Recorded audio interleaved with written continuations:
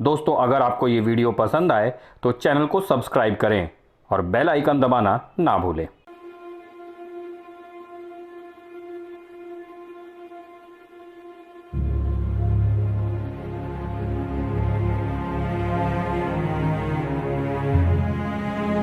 नमस्कार दोस्तों, मैं प्रशांत राय और आप देख रहे हैं युग धर्म। दोस्तों, आज मैं हूँ पानीपत में, वही पानीपत जहाँ भारतीय इतिहास की 3 प्रमुख लड़ाइयाँ लड़ी गईं। पहली 1526 में बाबर और इब्राहिम लोदी के बीच, दूसरी 1556 में अकबर और हेमू के बीच और तीसरी 1761 में अहमद शाह अब्दाली और मराठों के बीच। और ये जो तीनों लड़ाइयाँ पानीपत में हुई वो निर्णायक रहीं भारतीय इतिहास के दृष्टि से, क्योंकि पहली लड़ाई के बाद बाबर और इब्राहिम लोदी के बीच जो लड़ी गई थी, उसके बाद मुग़ल साम्राज्य की नींव पड़ी भारत में। दूसरी जो लड़ाई हुई अकबर और हेमू के बीच, उसने मुग़ल साम्राज्य को, मुग़ल शासन को और स्थायित्व प्रदान किया। और तीसरी जो लड़ाई हुई अहमद शाह अब्दाली और मराठों के बीच, उसके बारे में इतिहासकार लिखते हैं कि उसने ये तो तय नहीं किया कि भारत पर कौन शासन करेगा, लेकिन ये तय कर दिया कि भारत पर कौन शासन नहीं करेगा, यानी कि मराठे। पानीपत शहर से लगभग 8 किलोमीटर दूर मुजफ्फरनगर जाने वाले मार्ग पर उग्राखेड़ी गांव के पास स्थित है पानीपत का ऐतिहासिक युद्ध स्मारक। मुख्य मार्ग से युद्ध स्मारक पर जाने वाले रास्ते की शुरुआत में एक द्वार बना है, जिस पर संभवतः शिवाजी की प्रतिमा लगाई गई है। द्वार पर कुछ लिखा नहीं है, इसलिए यह ठीक ठाक नहीं कहा जा सकता कि प्रतिमा किसकी है। स्मारक की ओर जाने वाले रास्ते पर लोकल वाहन नहीं चलते, इसलिए अगर आपके पास अपना निजी साधन नहीं तो आपको लगभग 1.5 किलोमीटर की दूरी पैदल ही तय करनी पड़ती है। 1.5 किलोमीटर चलने के बाद आता है वो स्थान जहां पानीपत की 3 लड़ाइयों की स्मृति में स्मारक बनाया गया है। स्मारक स्थल के द्वार पर एएसआई द्वारा पानीपत की 3 लड़ाइयों का संक्षिप्त विवरण दिया गया है, जिसमें लड़ाइयां कब और किनके बीच हुई इसका ब्यौरा लिखा है।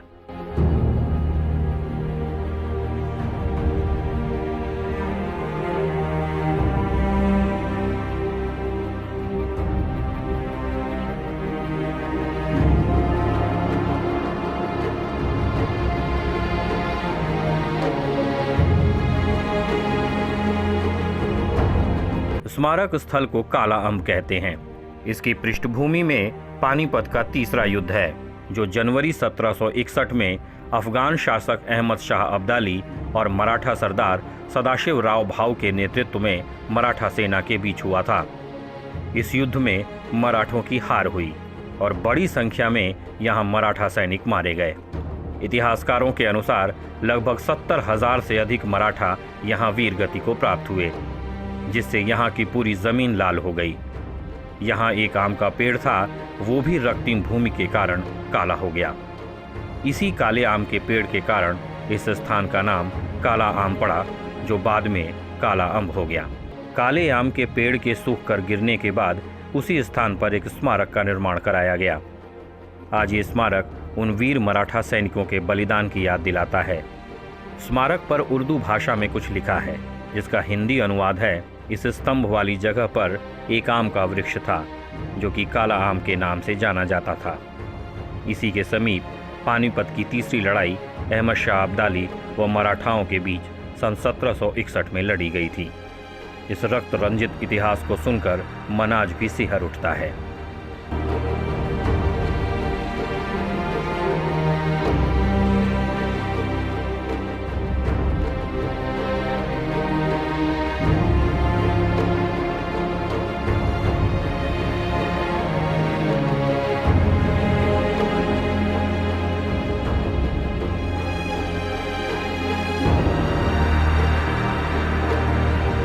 दोस्तों, इस स्थान को काला अम्ब इसलिए कहते हैं क्योंकि कहा जाता है कि इसी स्थान पर अहमद शाह अब्दाली और मराठाओं के बीच युद्ध हुआ था और यहाँ पर इतना रक्तपात हुआ था, यहाँ इतनी बड़ी संख्या में मराठा सैनिक मारे गए थे कि उनके रक्त से ये पूरी भूमि लाल हो गई थी और बाद में वो काली पड़ गई थी ये ज़मीन।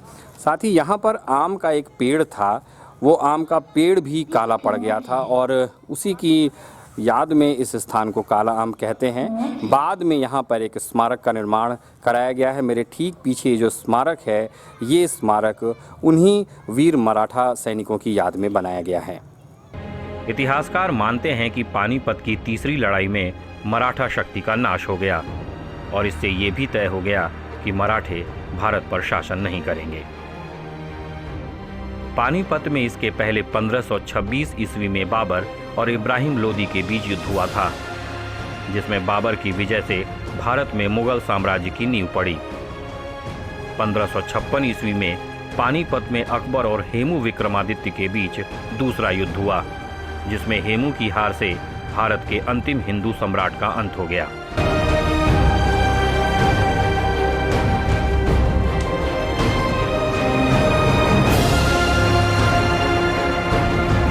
दोस्तों, पानीपत के इस ऐतिहासिक स्मारक पर आकर एक और रोचक जानकारी मिली।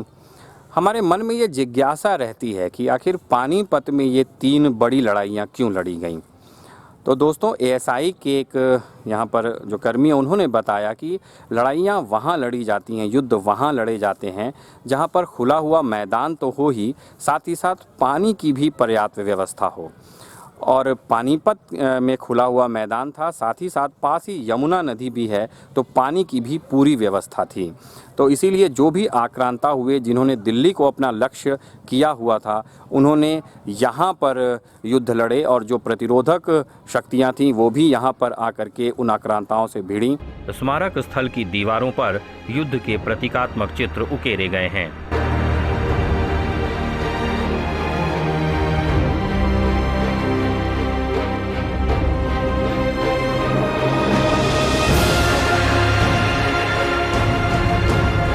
यहाँ स्मारक स्थल पर लोगों की आवाजाही बहुत ज़्यादा नहीं दिखती, लेकिन इतिहास में रुचि रखने वाले लोगों के लिए ये दर्शनीय स्थल है।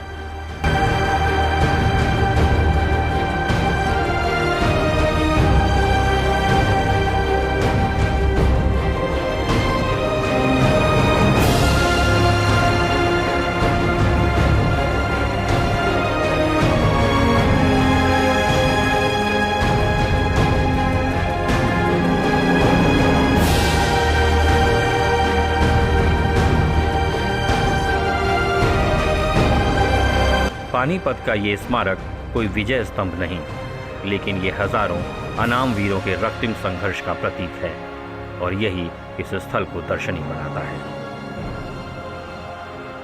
दोस्तों, भारत में कुछ ऐसे स्थान हैं जो धार्मिक दृष्टि से, पौराणिक दृष्टि से काफ़ी महत्वपूर्ण हैं, लेकिन पानीपत का इतिहास के लिहाज से काफ़ी महत्व है। यहाँ के स्मारक में जो जानकारियाँ दी गई हैं वो थोड़ी कम है। मुझे लगता है कि और विस्तार से इन जानकारियों को दिया जाना चाहिए। पर्यटन के लिहाज से देखें तो यहाँ पर बहुत प्रमुखता से लोग नहीं आते। पर्यटन मानचित्र में बहुत प्रमुख स्थान नहीं है पानीपत का, हालांकि इसे होना चाहिए।